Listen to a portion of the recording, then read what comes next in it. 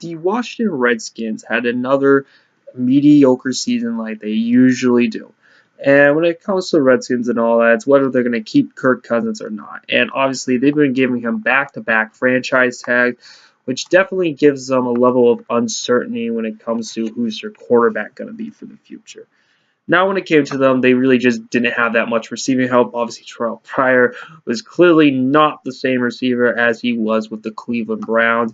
And when it came to the Redskins defense, hey, their defense wasn't bad, but then injuries came down. And, of course, Jay Gruden has no clue how to adjust to any changes or whatnot when it comes to players getting injured. And when you look at Jay Gruden, he's just not that great of a head coach. He's just not that great.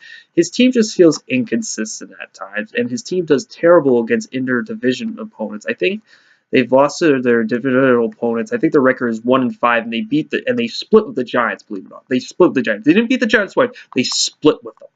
And when you put this all together and all of that, it looks like quarterback is a top priority, and it looks like Kirk Cousins has been carrying them. But hey, Kirk Cousins might not be there in 2018. And whether or not that's a good idea or not, they better have a solution at quarterback. Sure, at the 13th pick, yeah, maybe they could draft a quarterback here. But obviously, when it comes to that, hopefully that like a guy like Josh Rosen or Sam Darnell maybe would drop, but the chances of that happening is highly unlikely. Also, Baker Mayfield's up there, and it's just not that.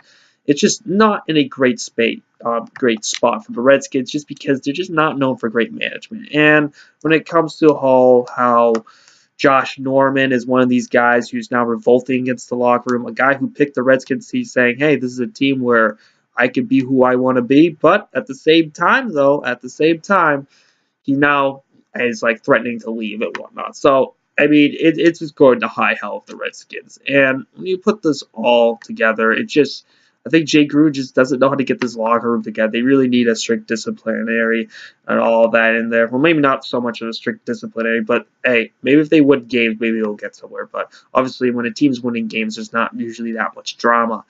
And to top it off with that, Jay Gruden, obviously, he would beat teams like Seattle in Seattle, but then he'll like lose to like the New York Giants. It's just there's no consistency here. There's just absolutely no consistency. And obviously, Jay Gruden is not the answer to the Redskins' problems.